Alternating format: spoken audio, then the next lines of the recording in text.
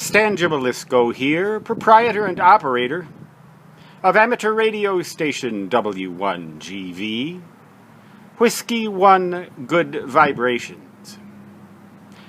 Here to warn you about something that's already exists. The Federal Communications Commission no longer issues paper licenses as a matter of course. You have to specifically request a paper copy of your license when you renew or when you get a new one. The ARRL can also facilitate license renewals. They can more or less do the footwork for you. You have to do all of this over the internet, so your license, when you get it, is in the cloud.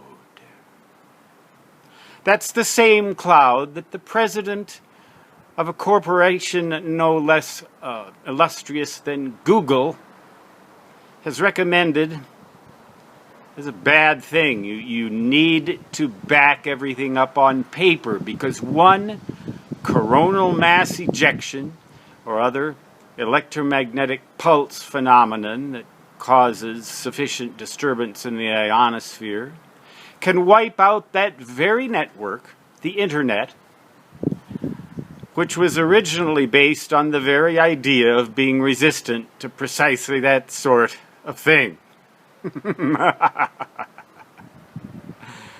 The beast has become, in fact, the prey. The predator has become the prey. The red has become the green. The up has become down.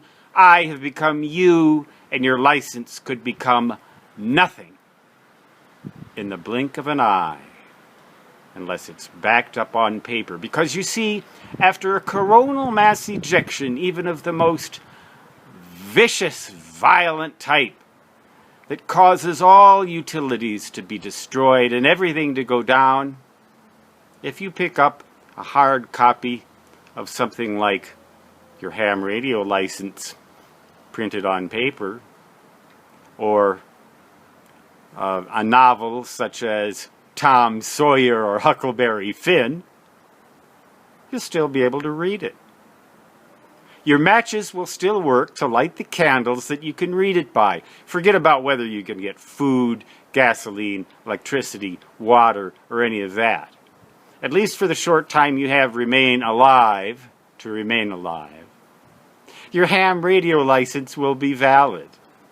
And so no one will come after you when you undertake your battery-powered emergency communications with some other battery-powered emergency communications station whose electronics have been sufficiently shielded so as not to be fried by the electromagnetic pulse. You see what I'm getting at?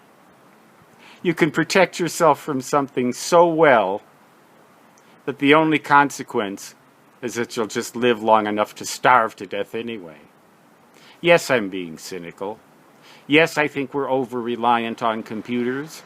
And yes, I believe someday it's going to lead to a socio-economic disaster of unprecedented proportions.